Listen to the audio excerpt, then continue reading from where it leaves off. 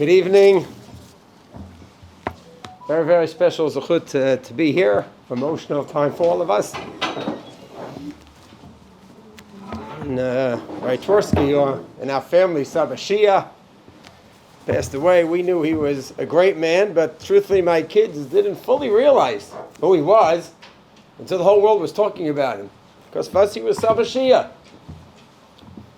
And then they realized he was more than Saba Shia, more than someone who just wrote 90 books. He touched tens, hundreds of thousands of people around the world. And of course, it was a very emotional time for us. It's made such an impact on us, and we saw how much he affected the world. And that was it. We spoke about him. We keep his Torah going. We give over Divrei Torah from him. But Mort took this to a new level. And there's so much Hakar Satov. We have the Tverskys here, and my mother-in-law, and a lot of the family here, and a big Hakar Satov to you, Mort, for going ahead and just taking this to a different level. So major Hakar Satov.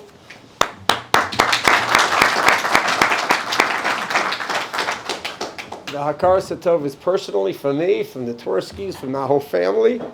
And I think the Hakar Satov is all of Klal Yisrael. Because he could have passed on, and people would have his books, and there's some nice YouTube videos out that he has, and keep getting a few more million hits. But this is a different level. To perpetuate his Torah this way is very, very special. Very special. So tremendous Hakar Satov. If you read Mishpacha magazine, you can't help but know about him. But other than that, he's a board-certified psychiatrist practicing medicine in both Massachusetts and in Israel. He's a graduate of the University of Massachusetts Medical School and the Harvard Longwood Psychiatry Residency Training Program, where he was chief resident of inpatient psychiatry. After moving to Israel in August of 2016, he completed an observership period at Herzog Hospital in Yerushalayim and was recognized as a specialist in psychiatry by the Israel Medical Association. Dr. Friedman consulted with Rabbi Tversky ever since his psychiatry residency, and he wrote a beautiful memorial article in Mishpacha magazine shortly after Rabbi Tversky's Patira, which is on our website, and I recommend people access the website and read it. It was heartwarming and extremely well written, right next to Rabbi Hanuk Teller's piece on the same topic. So without further ado, I'd like to introduce or welcome Dr. Friedman to the podium. I think it's also important to thank Smoky Teas for their meaty pancakes. So it's okay, it wasn't a good joke. The truth is that everybody has their Rabbi Tversky story. And I'll never forget the Rabbi Tversky story that I was told by a patient of mine named Ezra. Ezra had been in many different places over the course of his career as a psychiatric patient. He had grown up in a frum family, had disappeared at a young age after suffering abuse, had found his way to pills that helped to numb the pain. And a friend eventually grabbed him and said, "You got to come to a 12-step meeting with me. You got to come to a NA meeting with me. We got to get you off of this stuff." And Ezra went to the meeting, but he wasn't particularly ready to give up using. And at the 12-step meeting, when they went around the circle, and it came time for Ezra to introduce himself, he stood up and he said, "My name is Ezra M., and I'm not ready to be here. I'm going to go pop some pills. Goodbye." And he stood up and he walked straight out, and a guy stood in his way. Big Jamaican fellow stood in his way and said, "Ezra, you're a Jew. You don't need pills. You need Rabbi Tversky." And Ezra had maintained his sobriety and found his way back to Yiddishkeit, but most importantly, his way back to being a human being through the love and the true humanity of Rabbi Twersky. I have my own Rabbi Twersky story. When I was in the beginning of my training, the Rav was coming to Boston to give a talk about the same thing that he always talked about, which was the importance of growing as a human being, finding your own godless, your own chelik in Torah, your own you. And the Rav was speaking at a local shul in Boston. And after the talk, I waited in line, and eventually I couldn't wait in line any longer. And I just ran up and I said, Rabbi Twersky, I'm going to be a frum psychiatrist, just like you. And I was so excited, and I didn't realize how many people I had just bulldozed in order to get through to say that. And I also didn't realize I had almost knocked the Rav off of his feet. But instead of making me feel silly for my exuberance, he said, we're so excited to have you, Yaakov.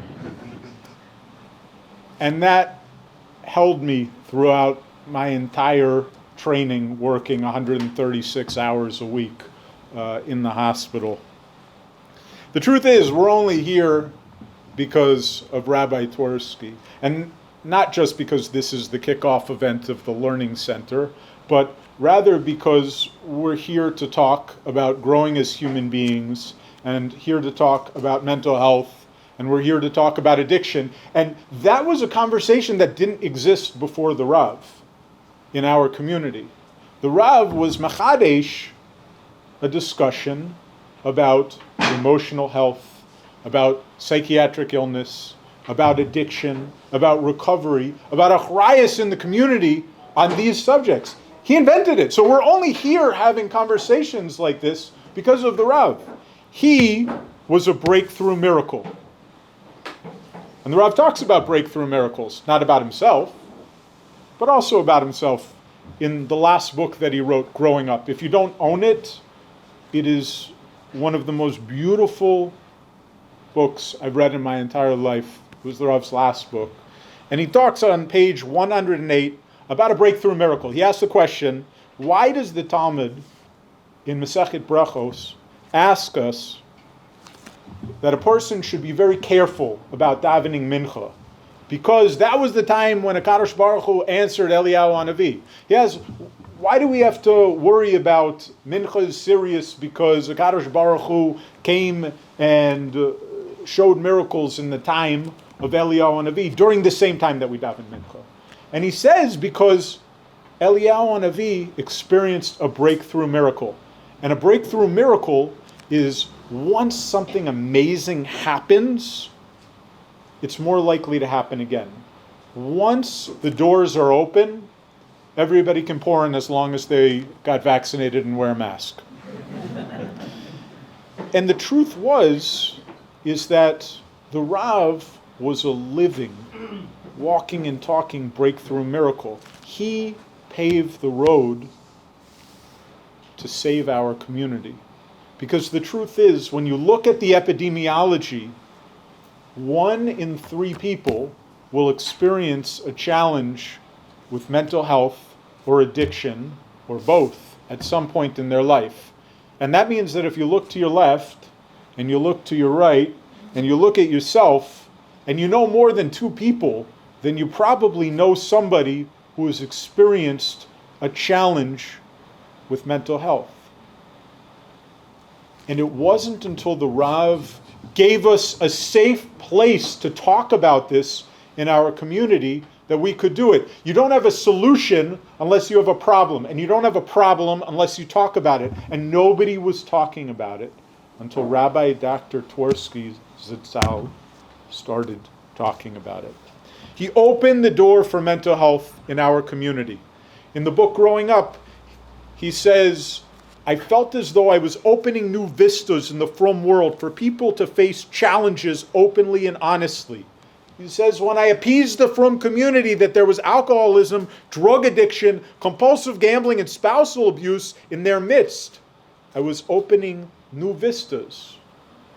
And not because the scientific community didn't know about this stuff, not because the entire world didn't know about this stuff, but because our community refused to talk about it. One time when I visited with the Rav, I asked him, was it hard? And he said, when I was first talking about domestic violence, people would say things to me, you know, it's bashnish to talk about that. That doesn't really happen. It's not right. You shouldn't be talking about this. It's not appropriate. And he said, I didn't think too much about it. But you know when I started thinking about that I was really doing something good and making waves was when I got a call from the FBI that there were death threats and I needed bodyguards. That's when I knew that I was actually reaching people talking about this, because I was experiencing such profound resistance. But the Rav paved the way. He fought through that resistance so that way we can sit here and talk about it. And it's lefum sara agra, because the truth is, the comfort of not addressing something is fantastic. The comfort of ignoring our problems is beautiful. The Rav said once in a wonderful drasha that contentment is dangerous. Why is it dangerous? Because we never will grow when we're content. He said, heroin and cocaine must be amazing. I never tried them, of course. But he said, pleasure is great. And from what I hear from my patients, it must be tremendously pleasurable. Because you can escape with it.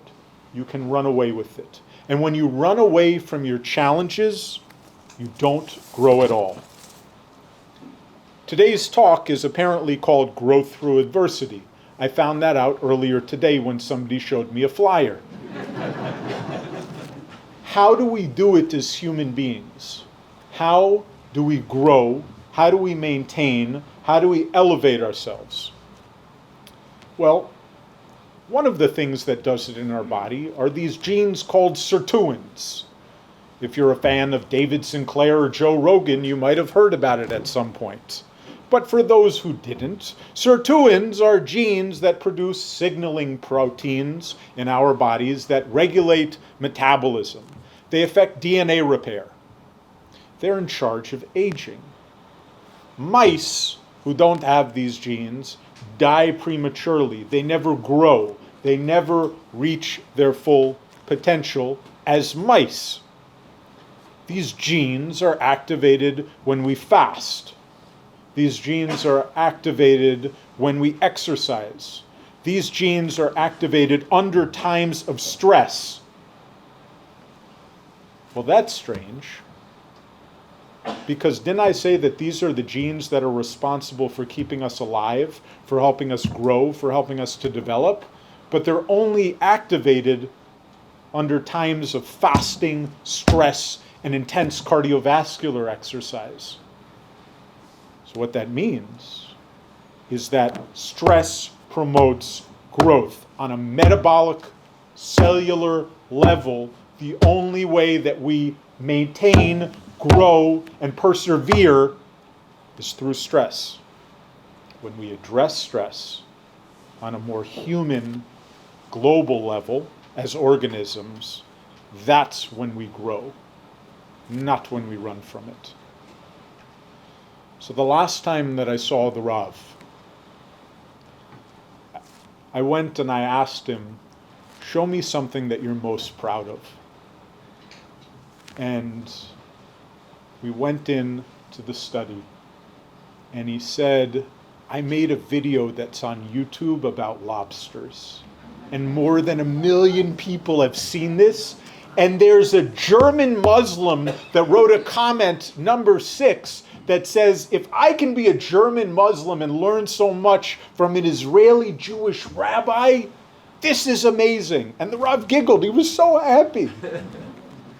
He said, if I can reach a German Muslim, I hope I'll be able to reach a Jew.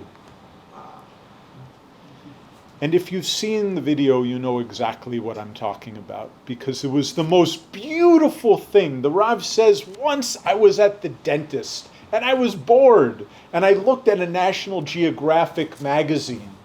And the National Geographic magazine said, "Special, this is how lobsters grow." And he said, "What do I care about how lobsters grow?" But there was a long wait at the dentist, and he ended up reading about how lobsters grow.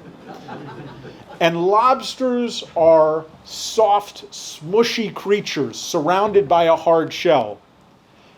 And that hard shell does not expand by definition. And what happens is that the lobster, the organism inside of this shell, is growing and developing and smushing against the side of the shell. And that stress triggers a response whereby the shell will fall off when the lobster climbs under a rock. And then this soft, lobstery, mushy creature grows a new, bigger shell. And they stay in this new, bigger shell until their soft innards grow even more and then push against the shell even more. And then they climb back under the rock and they come out with a new, bigger shell. And it's only the stress that they experience that allows them to grow. And the Rav said, if they were people, they'd never grow, because they would have found out about Valium and Percocets and other addictive things that make their pain grow away. But these lobsters, we have what to learn from them. Times of stress are times of growth. And if we use adversity properly, we can grow, both as individuals and as a people. And I remember sitting with the Rav, because it was the last time that I saw him. And he was so happy because he had gotten across his message, not just to the Frum Belt, not just to the Jewish people, but to the world, that personal growth is important and not to run away from one's challenges. When I was asked to give this talk, I knew that there was no way that I would even come this close to expressing how much I loved Rabbi Twersky and how much we are missing that we don't have him here right now. Baruch Hashem, we have 90 books. Baruch Hashem, there are all these videos about lobsters and all other things. But there was nothing like the man himself. And I had no idea what I was going to say. So I decided to kill some time and just watch something on YouTube. And for whatever reason, instead of a video about lobsters by the Rav popping up, a video about crabs popped up. And I watched a video about spider crabs. Do you know that every single winter on the southern coast of Australia, hundreds of thousands of spider crabs amass in these giant piles that have hundreds of meters of spider crabs smushed on top of each other every winter? There's thousands and millions of spider crabs that are aggregating and building these giant underwater spider crab pyramids. Why do they do this? Well, like lobsters, they need to molt. They need to get rid of their shell in order to grow bigger. So when they feel that it's time, which apparently is in the winter in southern Australia, they get together and they form these giant piles, and the ones on the bottom of the pile will shed their shells, and they come out as these soft little crabby things that can barely move their legs, and they're very vulnerable for the first few days. And the reason that it's the ones on the bottom who got there first that got to shed their shell first, she-shells by the seashore, forgive me. The reason that the ones in the middle will shed their shells first is because they're incredibly vulnerable. And there are these giant 14-meter, 350 kilogram, or 14 feet and 780-pound stingrays that are called smooth, short-tailed stingrays, these giant things the size of an aron that go around trying to eat these crabs. But they can't eat crabs that have the hard shell. They can only eat the crabs that have the soft shell, but the crabs with the hard shell are on the top, and the crabs with the soft shell are on the bottom, so they don't really get to eat any crabs. And the crabs figured it out, with the Kadosh Baruch Hu's help, that if they work together, they can protect each other. And if the crabs stick together, the soft ones are in the middle, and the hard ones are on the top, and those stingrays are going to go hungry and end up killing the crocodile hunter. If you know that joke, okay. You've outed yourself as an American. What do we learn from the crabs? The Rav said what we learn from the lobsters is very clear. Stress is the time for growth. What do we learn from the crabs? It is not enough to know that we have to use adversity to grow. It's not enough to know that it's time to shed my shell and to grow as a person. But when I need to do it, I have to ask other people for help, because I'm going to be vulnerable. And I have to ask other people for help. And those people that I ask for help, they have to help me and protect me when I'm vulnerable. That was the Rav's gift. That it's okay to ask for help. Forget about the stigma. If you need help, it's time to ask for help. And when somebody asks you for help, it's pekuach nefesh. And you have to help them. Kol Yisrael Aravim Zelazeh. It is not enough just to not judge somebody who's struggling. You have a responsibility to help your fellow Jew. The Rav taught us that emotional health is pekuach nefesh. Not just for the patient themselves, but it's for us to respect, to love them, and to support those who need it most. It should be a melitz yasher for us all. Zechuto yagein aleinu.